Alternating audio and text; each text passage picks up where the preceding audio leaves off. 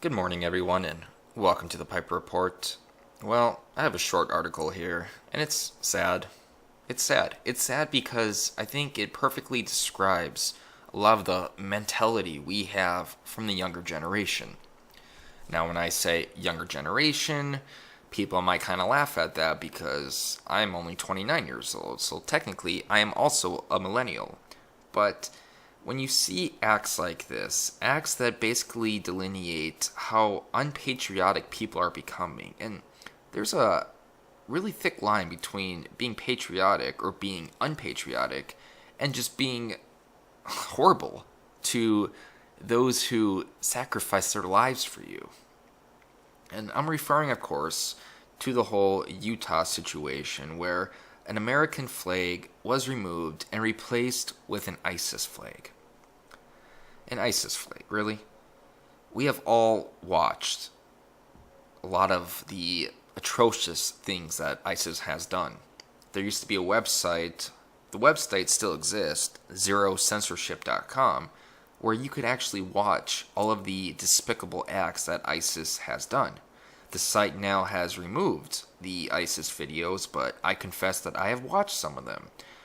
I have watched in all the all the gory detail where ISIS members were cutting people's heads off.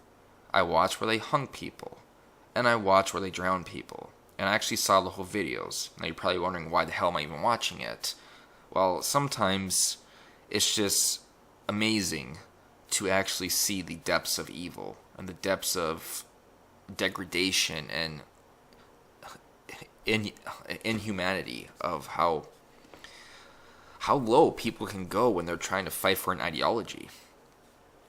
I think that most of these people who have never really watched any of those videos who do this, I don't really think they understand what they're doing. Now, America, we never really were in war with ISIS. I mean, if you actually think about it, we really weren't. We did fund ISIS. I mean, we funded Syrian-backed rebels who were a sect of ISIS. A lot of ISIS weapons were weapons that we actually gave them. But at the same time, even though we weren't really technically at war with ISIS, I don't think replacing an American flag with an ISIS flag to basically show your unpatriotism, or your lack of patriotism, is a good way to go about it. If anything, do a different country. Do a country that you agree with. Not a country, or rather, not an ideology that sinks to the lowest depths of humanity. An unknown perpetrator had taken down the flag at Hurricane High School, which is in the Washington County School District, and replaced it with what looked like a flag used by ISIS, police say. The American flag was left shredded at the scene. The words "ISIS is coming" had been spray painted on the wall on the school's east side. So, what I do hope that, and I looked a little bit and I haven't found any articles like it, but I do hope we don't see any articles from the corporate media saying that this was done for people's anger towards Trump. I hope this doesn't turn political. I hope this doesn't turn political with regards to it being designed as frustration toward the president. Because that is not how you go about doing things.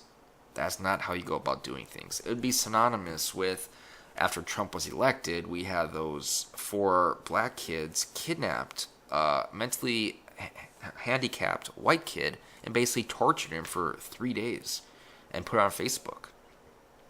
That is not a good outlet to demonstrate your rage and your disagreement with Trump and Trump's policies. That is not the way to go about. And what kind of irks me about that, and it's kind of off topic, I know, but those kids weren't even charged with a hate crime. The whole time they were saying, "You white piece of shit, kill Whitey," all this stuff, but that's not a hate crime. And it kind of leads back to the whole notion that you cannot be racist against white people. You cannot be bad against white people because white people were the ones that caused all the evil to begin with. And I'm not going to go down that road. I'm not going to talk about identitarianism in this video, but I think it's safe to say I think everyone can see it, or I shouldn't say everyone, but most people can see it, that there is this stigma toward white people, and it basically ostracizes them away from being accepted. Because if something bad happens, usually it was the white people that did it first. Or rather, that was the perception we're given out. Like the whole reason those 4 black people kidnapped that mentally ill white person and tortured him was because, well, white people did that to blacks for years. I mean, look at our history. And Donald Trump, he is incentivizing those same hostile white people to do it again. But, yeah, I mean, this is not a good way to go about it.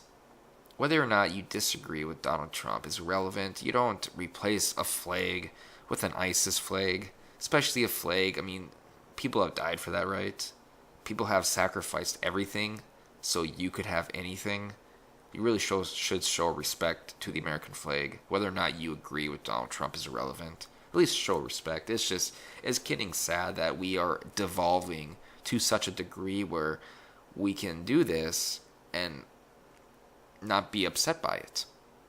We can do this and think it's okay. But it is the younger generation. The younger generation, and maybe it's bad parenting. Maybe we could dive into the psychological aspects of that. Or maybe that's just a relevant excuse. That is just a perfect excuse for them to use to justify their reprehensible behavior. Maybe. Maybe we need some more sociological studies done on this to really see what's going on. Because if this behavior keeps on, then we truly are degenerating as a country, and we are going in a very bad direction. And I don't know if we can actually get back out of it. And I'm done.